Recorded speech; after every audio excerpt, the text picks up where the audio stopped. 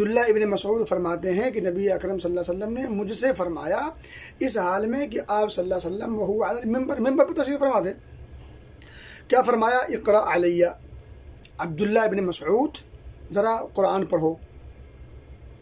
سوچیں، قرآن سے لگاؤ ہی کا یہ نتیجہ ہو سکتا ہے۔ اقرأ علیہ، مجھ پر مجھے خدا کچھ قرآن پڑھ کر سناؤ۔ میرے بھائیو اور دوستو، وہ فرماتے ہیں کہ قل تو اقرأ علیک وعلیک انزل، اللہ کے رسول صلی اللہ علیہ وسلم میں آپ کو پڑھ کے سناؤں، حالانکہ آپ صاحب قرآن ہیں، قرآن آپ پر نازل ہوا ہے، اللہ رب العزت نے قرآن نازل آپ پر کیا ہے، اور پڑھ کر میں سناؤں؟ تو نبی اکرم صلی اللہ علیہ وسلم نے جو جملہ فرمایا ذرا غور کریں۔ آپ فرماتے ہیں صلی اللہ علیہ وسلم انی احب ان اسمعہ من غیری، اللہ اکبر۔ آپ فرماتے ہیں کہ میری چاہت ہے، میری تمنا ہے، میں چاہتا ہوں کہ مجھے کوئی میرے علاوہ دوسرا آدمی پڑھ کے سنائے، میں قرآن سننا چاہتا ہوں، قرآن پڑھنا نہیں، قرآن اب میں سننا چاہتا ہوں۔ معلوم یہ ہوا کہ ہمیں قرآن پڑھنا بھی چاہیے، قرآن سننا بھی چاہیے، کانوں کو بھی قرآن سے محظوظ کریں، آنکھوں کو بھی قرآن سے محظوظ کریں، زبان قرآن سے تر رہے۔ اب ظاہر سی بات ہے جب یہ تین طرح سے قرآن کو آپ قرآن سے لو لگائیں گے تو دل، ظاہر سی بات ہے دل ہی پر سارا اثر ہوتا ہے، آنکھ سے جو چیز دیکھی جاتی ہے دل پر اس کا اثر ہوتا ہے، اچھا یا برا، کان سے جو چیز سنتے ہیں اس کا اچھا یا برا اثر ہوتا ہے یہاں پہ، اور ظاہر سی بات ہے زبان سے جب جو کچھ آپ بولیں گے اس کے بھی اثرات دل پر۔ تو کہنے کی بات یہ ہے کہ دل کو سیراب کریں قرآن سے، کبھی سن کر کے، کبھی پڑھ کر کے، کبھی مصحف کو دیکھ کر کے پڑھیں، دیکھ کر کے پڑھیں گے تو بیک وقت آپ کو دو چیزیں ہوں گی۔ کبھی کبھی آدمی آنکھ موند کر کے پڑھتا ہے، یوں ہی یعنی حفظ پڑھتا ہے۔ البتہ بعض مواقع ہوتے ہیں جہاں بغیر دیکھے پڑھنا جیسے نماز میں ہے، تو ایسے موقع پر، لیکن یہ ہے کہ عام طور پر اگر قرآن پڑھا جائے تو دیکھ کر پڑھنے میں، کیونکہ آپ کے دو اعضاء بیک وقت کام کرتے ہیں، اور دو اعضاء جب بیک وقت آپ کے دل پر اثر ڈالیں گے تو اس کی چاشنی اور ہوگی۔ بہرحال وہ فرماتے ہیں کہ فقرأت سورة النساء حتى أتيت إلى هذه الآية فكيف إذا جئنا من كل أمة بشهيد وجئنا بك على هؤلاء شهيدا۔ وہ فرماتے ہیں کہ میں نے سورہ نساء پڑھنا شروع کر دی۔ آپ مجھے بتائیں سورہ نساء کون پڑھے گا؟ جو قرآن سے جس کا رشتہ ہوگا، جس نے قرآن کو یاد کیا ہوگا وہی تو پڑھے گا۔ صحابہ کرام قرآن سے ان کے رشتے بڑے مضبوط تھے، یاد رکھیں، اسی لیے وہ کامیاب تھے، اسی لیے اللہ رب العزت کے وہ مقرب بندے تھے۔ قرآن سے انہوں نے ایک گونا محبت کی تھی، اور محبت زبانی نہیں، عملی محبت تھی، دلی محبت تھی۔ تو میرے بھائی دوستو، ہم بھی قرآن سے محبت کرتے ہیں، لیکن محبت کا جو معیار ہے اس معیار پر ہم نے اپنے آپ کو اتار نہیں سکے، ہم اپنے آپ کو، یہی بڑی بد نصیبی ہے۔ تو میرے بھائی دوستو، جس طرح سے ہمیں قرآن کی عظمت کا خیال ہے، اسے محبت ہے اور عقیدت ہے، اس سے لگاؤ ہے، تو یہ لگاؤ جو ظاہری ہے، جو زبانی ہے، اس کو ذرا عملی کریں، اس کو باطنی کریں۔ میرے بھائی دوستو فرماتے ہیں کہ جب میں نے سورہ نساء پڑھنی شروع کی، اور جب پڑھتے پہنچا کہاں؟ فَكَيْفَ إِذَا جِئْنَا مِنْ كُلِّ أُمَّةٍ بِشَهِيدٍ وَجِئْنَا بِكَ عَلَى هَؤُلَاءِ شَهِيدًا۔ کیا حال ہوگا جس وقت کہ ہر امت میں سے ایک گواہ لائیں گے، اور آپ کو ان لوگوں پر گواہ بنائیں گے، یعنی ہر امت کا ایک گواہ ہوگا۔ ظاہر سی بات ہے وہ امت کا گواہ کون ہوگا؟ وہ نبی ہوگا، یعنی ہر امت کی گواہی اس امت کا نبی دے گا، اور سارے لوگوں کی گواہی نبی محترم صلی اللہ علیہ وسلم دیں گے۔ جب یہ اس آیت کریم، آپ سورہ نساء کی یہ آیت نمبر کتنی ہے؟ 41 فَكَيْفَ إِذَا جِئْنَا مِنْ كُلِّ أُمَّةٍ بِشَهِيدٍ، آپ نے فرمایا حسبک الآن، بس وہ فرماتے ہیں کہ میں رک گیا، اور رک کر کے آپ کی طرف فَالْتَفَتُّ إِلَيْهِ، تو میں آپ کی طرف متوجہ ہوا، یعنی میں ابھی پڑھ رہا تھا، پڑھنے میں منہمک تھا، لیکن جب آپ نے مجھے روک دیا تو میں آپ صلی اللہ علیہ وسلم کے چہرے انور کی طرف دیکھنے لگا، اس چہرے انور کی طرف متوجہ ہوا تو میں کیا دیکھتا یہ ہوں فَإِذَا عَيْنَاهُ تَذْرِفَانِ، یعنی آپ کے آنکھوں سے اشک مبارک جاری ہیں۔ میرے بھائیوں اور دوستو، یہ صحیح بخاری صحیح مسلم کی حدیث ہے۔ قرآن سے یہ رشتہ، قرآن سے یہ لگاؤ، اور قرآن سے یہ الفت، یہ محبت، یہ عقیدت، تو ہمیں بھی اگر اپنی زندگی میں انقلاب چاہتے ہیں تو ہمیں بھی قرآن سے اپنے رشتے کو مضبوط کرنا ہوگا، قرآن سے لو لگانا ہوگا، قرآن کو اپنا اوڑھنا اور بچھونا بنانا ہوگا۔ میرے بھائیوں دوستو، یہ کام ہم ضرور کریں، اللہ ہمیں اس کی توفیق دے۔ اس آیت کریمہ کے حوالے سے میں دو بات نہایت ہی اختصار سے رکھوں۔ پہلی بات تو یہ ہے کہ میدان حشر میں اللہ رب العزت ہر امت کے مابین اس امت کے نبی کو بطور گواہی کے پیش کرے گا، وہ گواہی دے گا، اور وہ گواہی کیا دے گا کہ اللہ تیرے میسج کو، تیرے پیغام کو، تیرے احکام کو تیرے بندوں تک یعنی اپنی امت تک میں نے بحسن خوبی بلا کم و کاش بغیر کسی کمی کے من و عن پہنچا دیا۔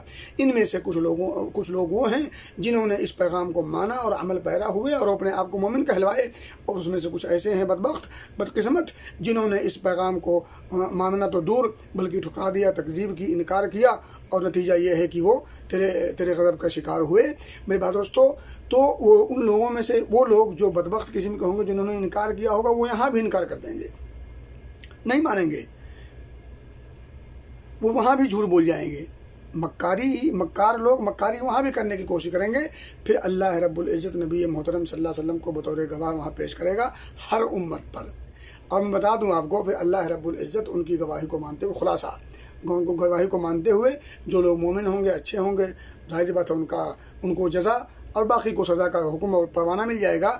اور میں یہاں ایک نقطہ بتانا چاہتا ہوں کہ یہ ہمارے جو بدعتی بھائی لوگ ہیں جو نبی اکرم صلی اللہ علیہ وسلم کے تئیں غلو سے کام لیتے ہیں اور آپ صلی اللہ علیہ وسلم کے درجے اور مرتبے کو بڑھا دیتے ہیں، اور یہاں تک بڑھاتے ہیں کہ اللہ کے درجے اور مرتبے میں نبی اکرم صلی اللہ علیہ وسلم کے درجے اور مرتبے میں کوئی فرق نہیں رہ جاتا۔ وہ صفات، وہ خوبیاں جو اللہ رب العزت کے لیے لائق اور زیبا ہیں، وہ خوبیاں نبی اکرم صلی اللہ علیہ وسلم کو دیتے ہیں۔ اس آیت کریمہ میں جو شہید کا لفظ ہے، اس شہید سے نبی اکرم صلی اللہ علیہ وسلم کو حاضر اور ناظر ماننے کا عقیدہ گھڑ لیا ہے۔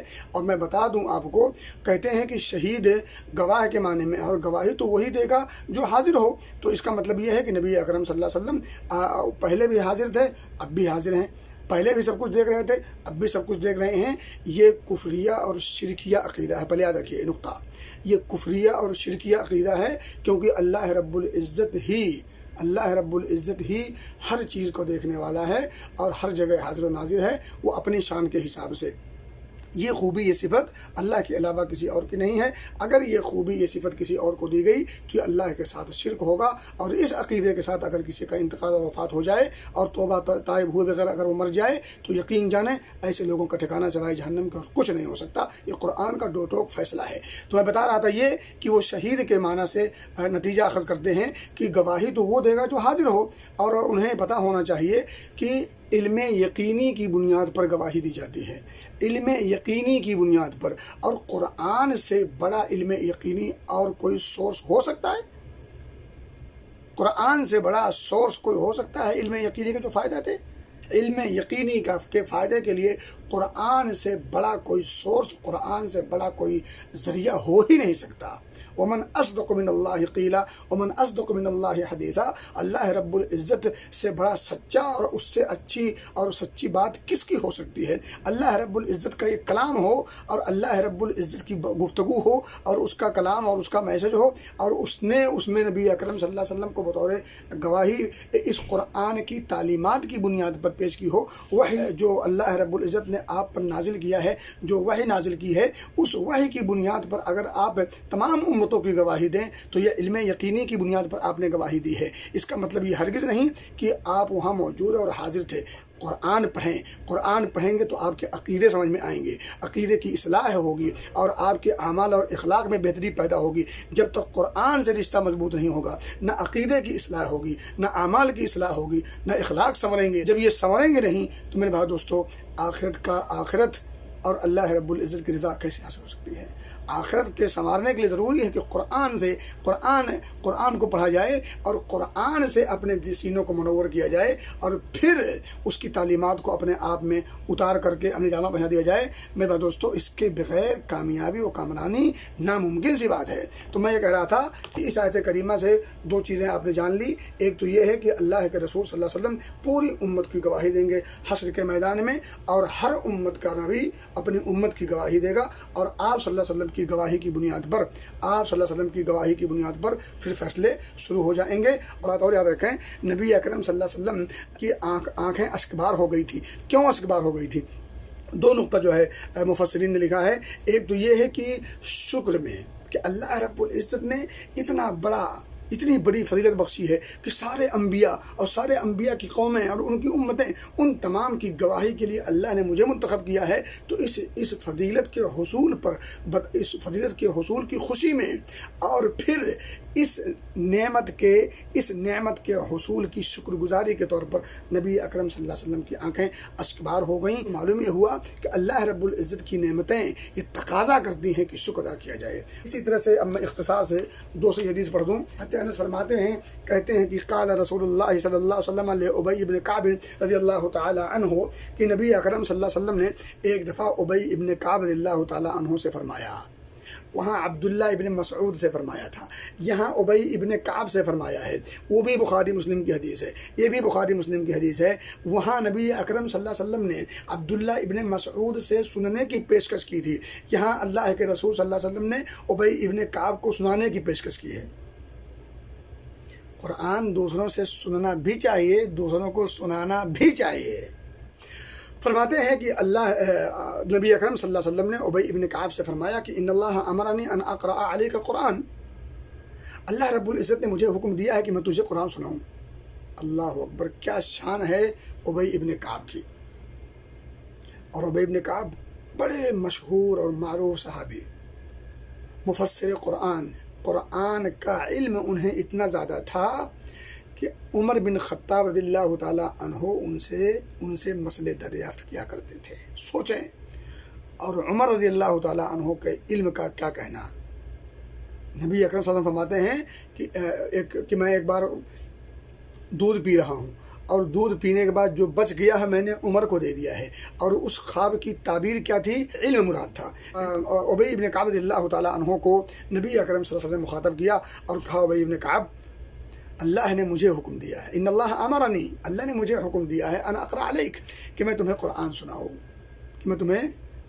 سناؤں، قال اللہ سمانی لک، قال نعم، کیا اللہ رب العزت نے، انہوں نے کیا کہ رب العالمین نے میرا نام لیا ہے، میرے نام لے کر کے کہا ہے کہ ابی ابن کعب کو سناؤ۔ کتنا بڑا مقام ہے۔ میرے بھائی دوستوں، یہاں ہے کہ انسان اگر کوئی بڑے عہدے پر ہو، کوئی بڑے مرتبے پر ہو، یا کوئی بڑا مالدار ہو جس کی کوئی شہرت ہو، وہ اگر آپ کو دعوت لے لے، وہ اگر آپ کا نام کہیں اپنی ڈائری میں لکھ لے، تو آپ پھولے نہیں سماتے، آپ کے پاؤں زمین پر نہیں پڑتے۔ ارے میرے رشتے، آپ دیکھیں کبھی کسی کے پاس آپ نے فوٹو لے لیا اور کبھی کوئی سیلفی لے لی، تو اس کو آپ جو ہے اپنی ڈی پی بنا کے گھومتے پھرتے ہیں، دکھاتے پھرتے ہیں، دیکھو میں فلاں کے ساتھ میں ہوں۔ سوچیں، وہ بھی انسان، آپ بھی انسان، اللہ نے اسے نعمت دیا، کوئی مال دیا، آپ کو نہیں دیا، بس دل سے فرق۔ حالانکہ اللہ رب العزت کے ہاں معیار جو ہے برتری کا معیار مال دولت نہیں ہے، جاہ و منصب مرتبہ نہیں ہے، ظاہری خوبصورتی اور بدصورتی نہیں ہے۔ وہاں پہ اللہ رب العزت کے ہاں جو معیار ہے فضیلت کا، برتری کا، وہ کیا ہے؟ ان اکرمکم عند اللہ اتقاکم۔ دوستو، انہوں نے کہا کہ اللہ نے میرا نام لیا ہے، آپ نے فرمایا ہاں۔ دوسری روایت میں ہے پھر تو عند رب العالمین، میرا تذکرہ رب العالمین کے ہاں،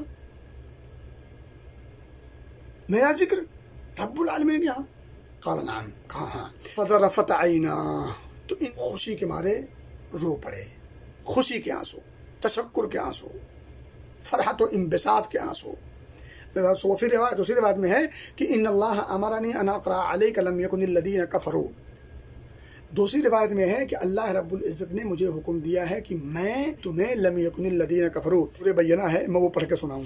یہ دونوں حدیثیں اور ان کا ترجمہ، ان کا معنی اور مفہوم اور لب الباب جو کچھ ہے آپ کے سامنے، ان تمام باتوں کا خلاصہ یہ ہے کہ ہم قرآن سے اپنے رشتے کو ذرا مضبوط کریں،